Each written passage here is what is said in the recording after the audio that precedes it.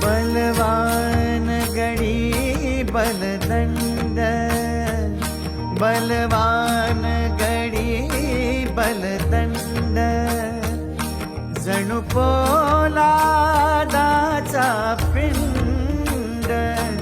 जणू पोलादाचा पिंड, हलविण्यास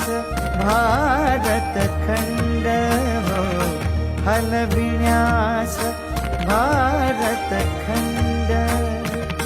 हो, कुणी आपुले दंड हो, कुणी आपुले दंड, भीम गर्जना करी